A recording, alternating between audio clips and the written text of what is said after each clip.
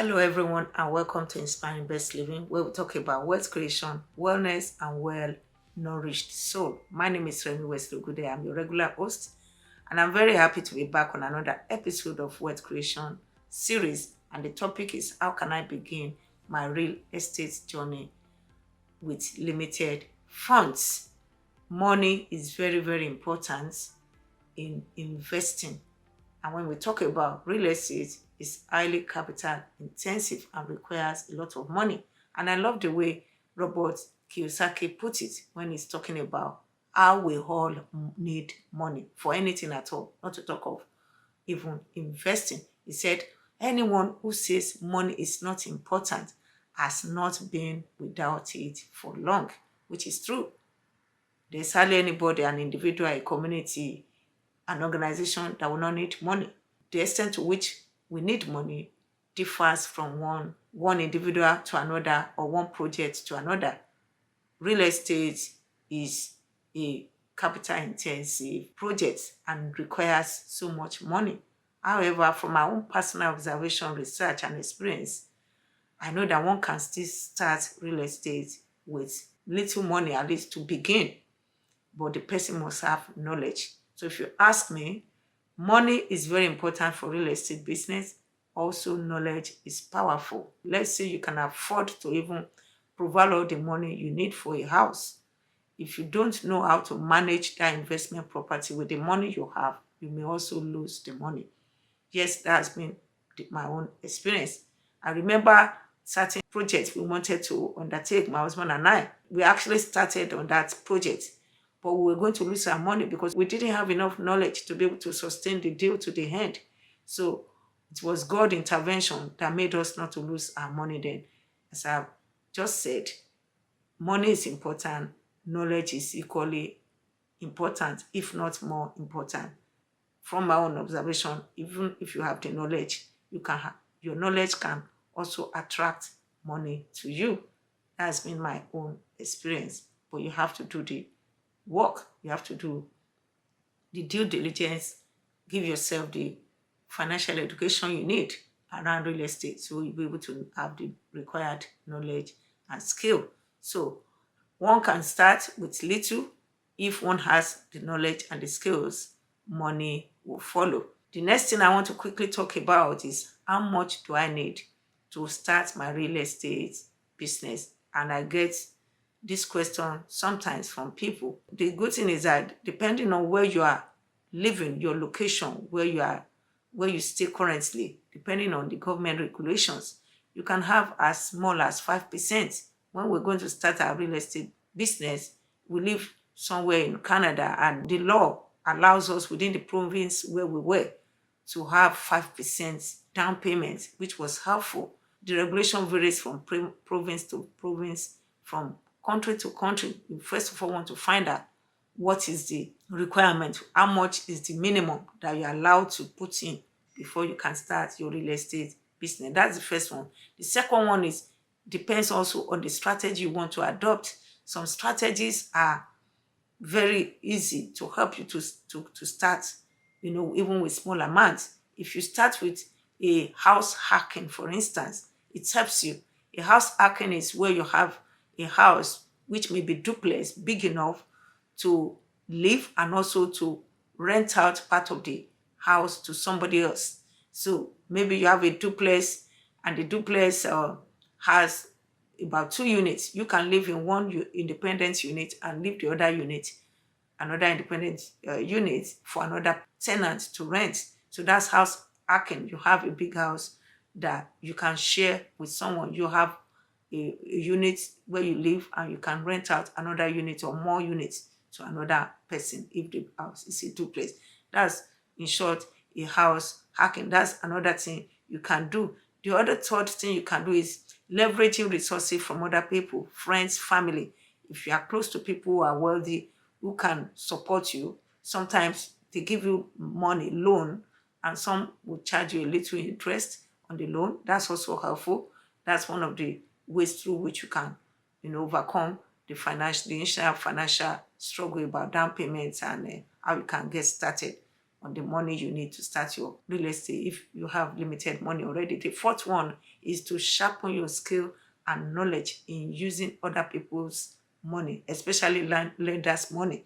Lenders will be willing to give you money. I'm talking about bank in most cases. Banks will be willing to give you money if you have the requisite skills, knowledge, experience, and if you can demonstrate it to bank, I tell you, they'll be more than willing to give you that money. So you must have a track record of using other lenders' money effectively so that you can attract more money.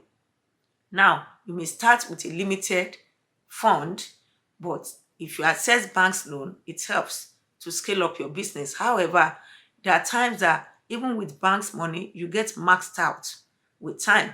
Bank will tell you, oh, they've given you so amount of money for so many houses in a place around the place where I live. There are restrictions. So there are times you get to the state where you get limited in terms of what you can access in bank loan. So that places a limitation on your real estate investing journey. So if you get to that level, what are the implications? What are the limitations a limited fund can place on your real estate investing journey? You may be limited to access more bank loan. That's number one.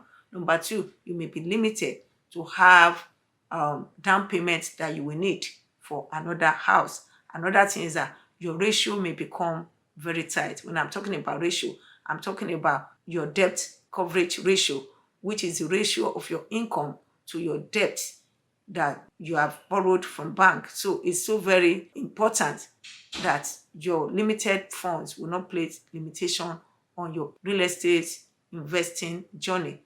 And there are ways you can go about it. But we have gotten there. My husband and I, we got to that level where we could no longer access bank money. So you have to look elsewhere.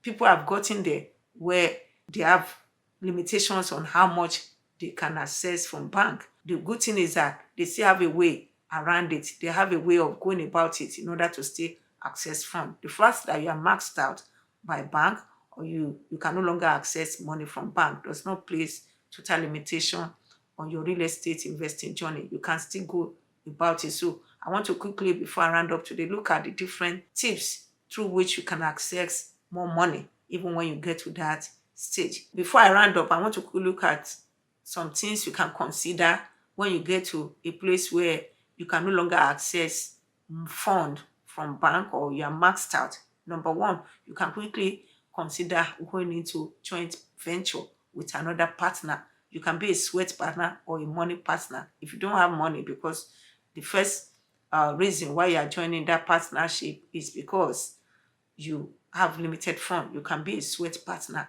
where the one that has money can be the money partner. Going into joint venture with such people can give you access to fund or to at least investment, which will eventually cash flow, and also those properties can appreciate in the future where you can have your own profit share. That's one way to go about it. Going into joint venture to become a sweat partner if you cannot become a money partner because you are limited in terms of your fund accessibility and availability. The second thing you want to consider is to consider refinancing. By refinancing, you want to pull equity out of the existing asset properties you have so that you'll be able to invest that as well in another property. You can do that by arranging for refinancing through any financial institution that is ready to help you, to support you through that journey of refinancing. It's called equity pool. You can pull out equity from your existing properties. The third one is that you can use alternative lenders. There are other lenders that are not banks. They are different ones, private lenders inclusive.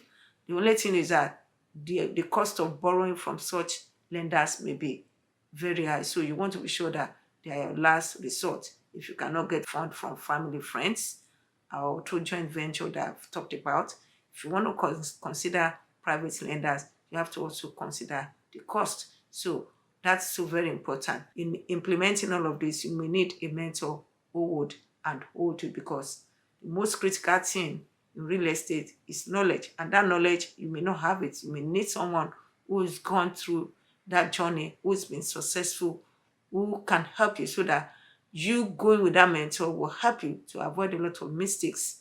I always say real estate is a black hole, very complex. And dabbling into it is taking huge risk. So especially when you talk about raising funds, you have to do it. There are skills that are required. People have been ahead of you who have done it very well, and you can leverage on that and be successful in your real estate journey. This is how far I can go today. I want to quickly remind you before I go that this platform is to inspire you in 3 areas: in your wealth creation journey, wellness, and in your well-nourished soul. Yeah, that is your relationship with God and with people. I want you to also remember that you don't have to choose between being healthy and being wealthy. You can have both as icing on the cake of a well-nourished soul. Thank you for listening. And I want to please encourage you to share the link and the video with friends, family, and those you think can benefit from it. I also want you to please subscribe by pressing the notification button so you can be notified right away once a new episode is produced. Till I come your way next time, I'm your regular host. Take care and bye.